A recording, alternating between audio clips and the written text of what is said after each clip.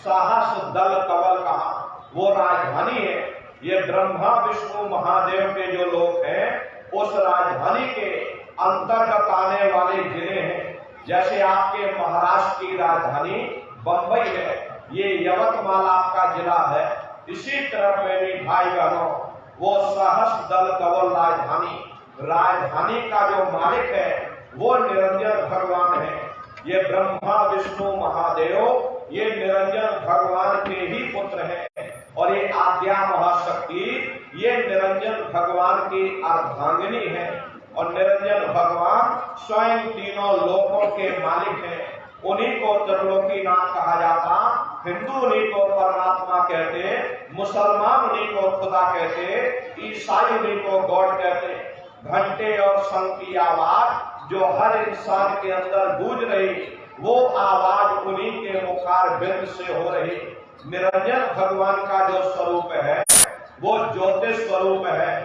हजार बाती की अखंड ज्योति वहां पर बराबर जल रही है।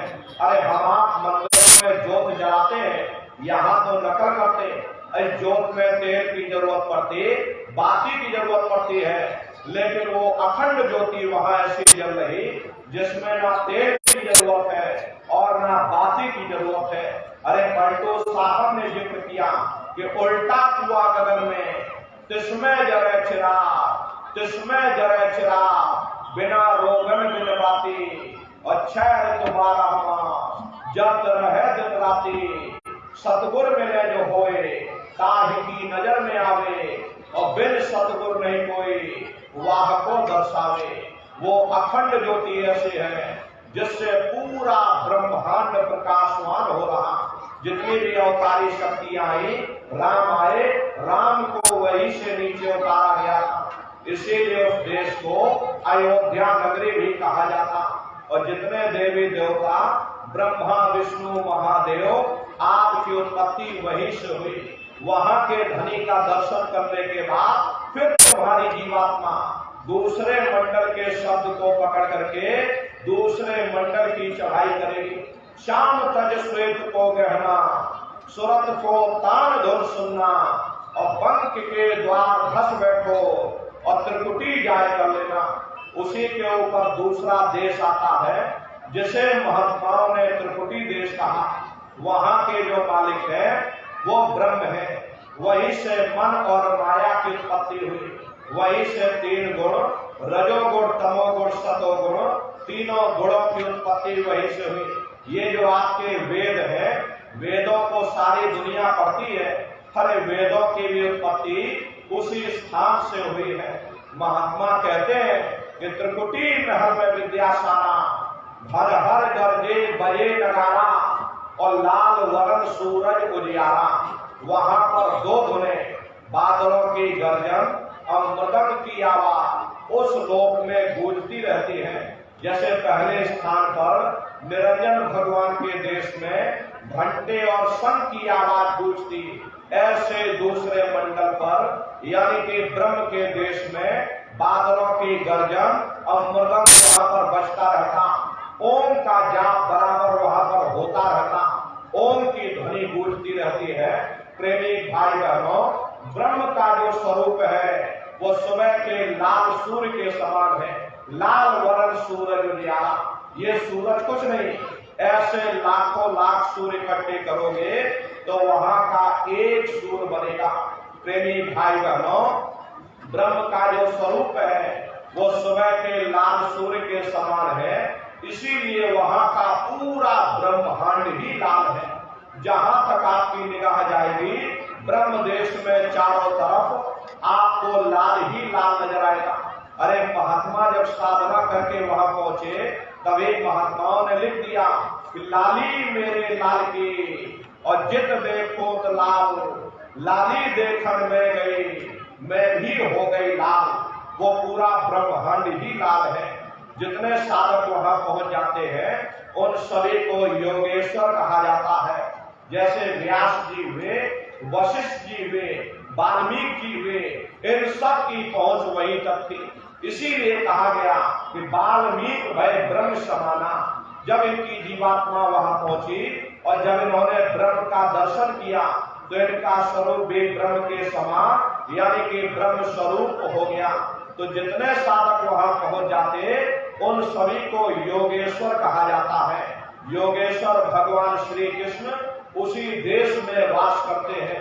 ये जो ब्रह्म देश है वो श्री कृष्ण भगवान का ही देश है और श्री कृष्ण भगवान वहीं पर रहते हैं।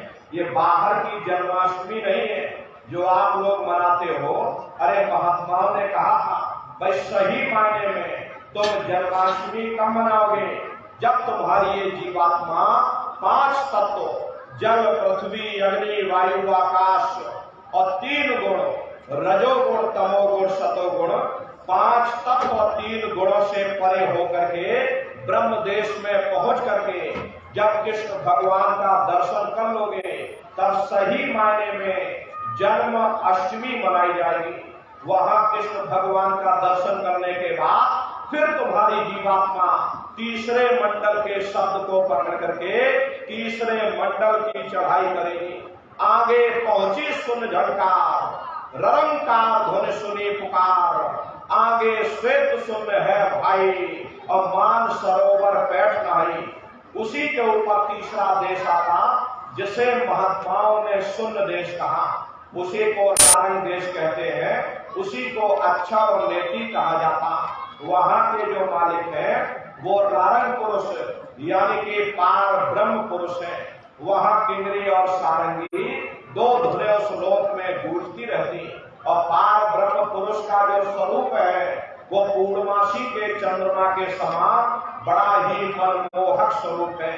इसी स्थान पर प्रेमी भाई बहनों एक बहुत बड़ा अमृत का सरोवर है जिसे महात्माओं ने मान सरोवर कहा। जब तुम्हारी ये जीवात्मा उस मान सरोवर में स्नान कर लेगी तो जन्म जन्मांतरों के मेरे पाप कर्म साफ हो जाएंगे। अरे यहाँ के पानी से तुम्हारे कर्मों की सफाई नहीं होने वाली। ये बाहर का पानी तुम्हारे शरीर के मैल को धो सकता है, लेकिन जो पापों का मैल है, जो अंतःकरण में गंदगी जमा, वो जब साफ होगी जब आप तीसरे मंडल पर पहुंच करके उस गंगा में डुबकी लगाओगे। उसमें स्नान करने के बाद ये जीवात्मा हंस रूप हो जाती। हंसन मेरे हंसा हो जाए मेरे जो अभी आहारा है। जीवात्मा का खुद का प्रकाश उस अमृत के सरोवर में स्नान करने के बाद 16 सूर्य के बराबर हो जाता। तो फिर यही जीवात्मा चौथे मंडल के शब्द को पकड़ करके चौथे मंडल की चढ़ाई करती है। 2 पर्वत के संग निहारो और भंवर गुफा के संत पुकारो। 2 पर्वतों को पार करने के बाद वो बड़ा सुंदर देश आता जिसे महात्माओं ने भंवर गुफा कहा। वहां के जो मालिक है वो सोहन पुरुष है।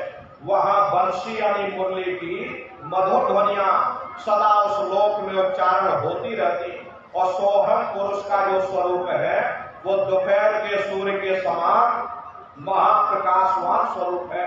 स्वरूप में अंतर है। पहले स्थान पर निरंजन भगवान का जो स्वरूप था वो ज्योतिष स्वरूप था। दूसरे स्थान पर ब्रह्म का जो स्वरूप है वो सुबह के लाल सूर्य के समान है।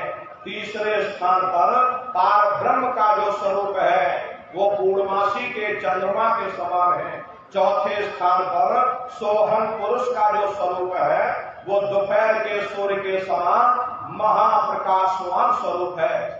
वहां के धनी का दर्शन करने के बाद ताके परे धाम सतनामा और 3 बजे सतलोक ठिकाना। सोहन देश के ऊपर वो 5वां देश आता है जिसे महात्माओं ने सचखंड देश कहा।